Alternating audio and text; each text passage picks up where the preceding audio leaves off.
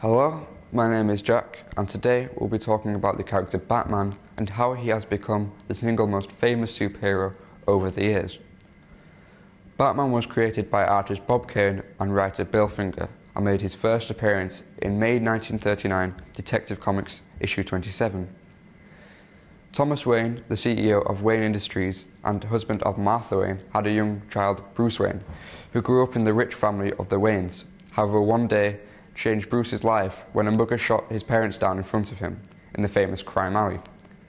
Alfred Pennyworth, the butler of the Wayne family, took young Bruce under his wing and raised him. For years, Bruce travelled the world studying criminology, forensics and criminal psychology, and then discovered the ancient monastery which held the organisation named the League of Assassins. Bruce pushed himself to the very peak of human ability and learned and mastered every martial art known to man, and also the art of escape. He was taught by his leader Ducard stealth and intimidation. His mentor Ducard also taught Bruce to turn his very own fear and turn it into his heart of his enemies. Bruce then went on to leave the League of Assassins and go back to Gotham City. He knew he had to become a symbol for Gotham and save it from the criminals that overrun it. One day when Bruce was in his study, a bat flew in through the open window, the only thing Bruce feared from his very childhood. For Bruce, this was a sign, and Batman was born. Batman has become one of the most famous superheroes of all time. He's everywhere from TV shows to comics to merchandise to even Hollywood blockbuster movies. You would have to go 1,000 miles to find someone who doesn't know who Batman is. Everything Batman has been a big hit, including the Dark Knight franchise and also the Arkham games. I've won many awards, including Game of the Year. Batman has been blowing media and comics away for years and hasn't had any superpowers to do that. As we know, Batman doesn't have any real powers. However, he does have the second best thing, intelligence. Batman's IQ is much higher than the average and he uses detective skills to solve crimes. He knows and has mastered every martial art known to man and has also mastered the art of escape. He once escaped a straitjacket in a coffin 6 feet under the ground.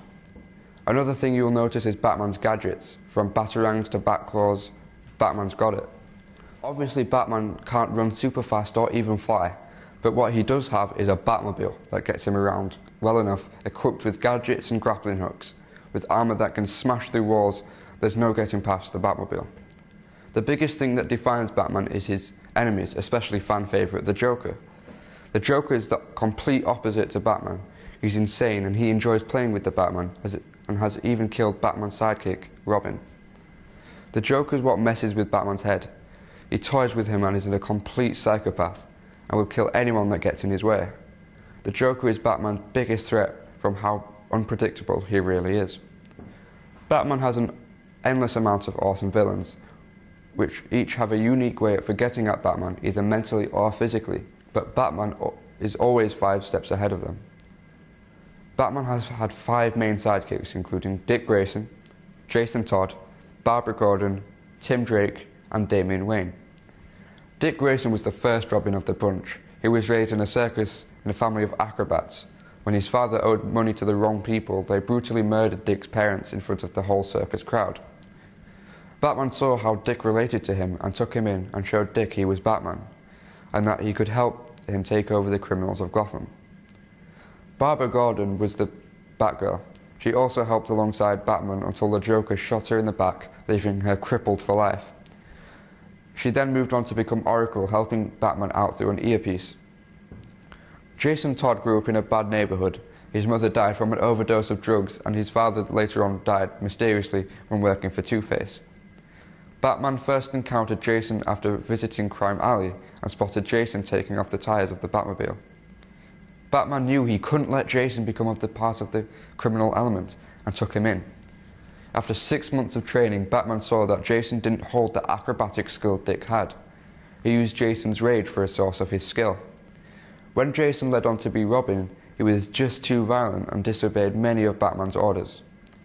After being grounded, he was then later on led into a trap by the Joker.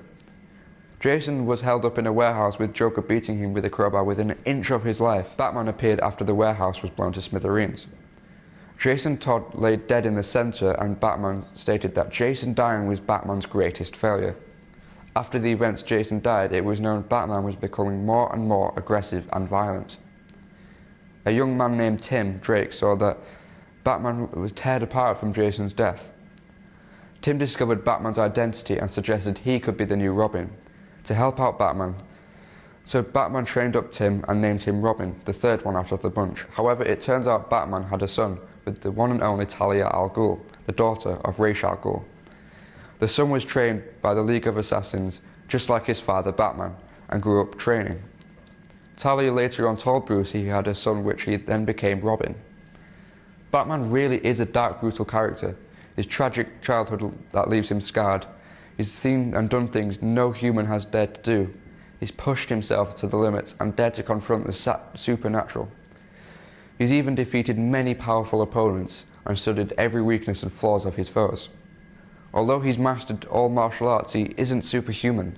He's just happened to push himself beyond the limits and get himself out of some really sticky situations. It doesn't matter if you break him mentally or even physically, Batman will always throw the last punch.